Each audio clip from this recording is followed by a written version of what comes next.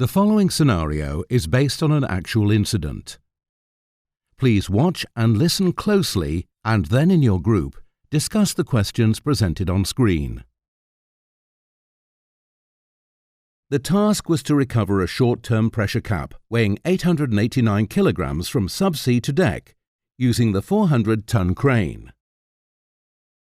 The experienced lift team included 2 load handlers and a banksman. The type of lift and conditions meant it took place under general lifting guidelines. However, no task plan was completed prior to the lift. While the cap was still above head height, the load handlers and the banksman were all at times positioned within the drop zone and used their hands to steady the suspended load. Due to the problems removing the cap whilst subsea, it was requested that the load be suspended before final laydown, so the cap could be photographed. The lift team continued to steady the swinging load with their hands, and then the IP, with his hands still on the load, also tried to make several attempts to reposition a wooden pallet using his foot. A 4th person, not part of the lift team, approached the load to take photographs of the cap. While the photographs were being taken, the IP had his hands on the cap's actuator ring to keep the load steady, and he continued to keep hold once it was requested that the load be laid down. As the cap made contact with the pallet, the center body of the cap raised to meet the edge of the actuator ring, creating a pinch point. The IP trapped the fingers of his right hand and had to be medevaced for urgent medical attention. Please pause the program to discuss the following.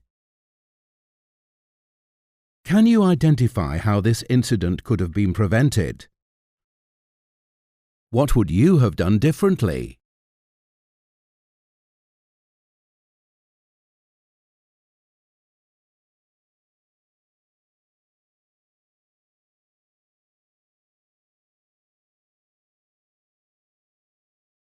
Let's look at the failed barriers and learn from this incident.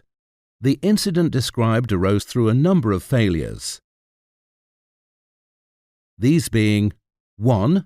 There was neither sufficient planning nor effective supervision of the lift. There were no taglines fitted to control the load, no guide poles ready, and no barriers in place to restrict access to the worksite.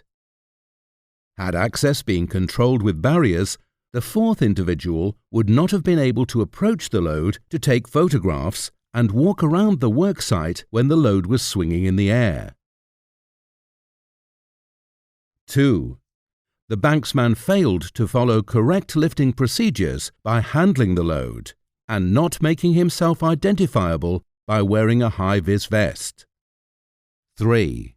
The lift team tried to steady the moving load with their hands, whilst the load was still above head height, which placed the lift team directly in the drop zone, putting themselves in the line of fire.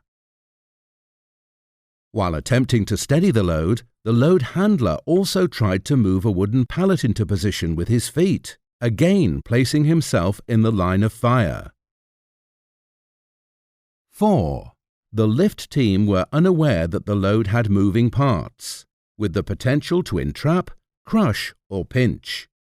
There were no entrapment or pinch point warnings marked on the equipment being lifted, and the hazards associated with the load were not communicated to the lift team. 5. The lack of taglines, barriers, and the fact that people were handling a swinging load above head height was good reason to have intervened and stop the job, but no one did.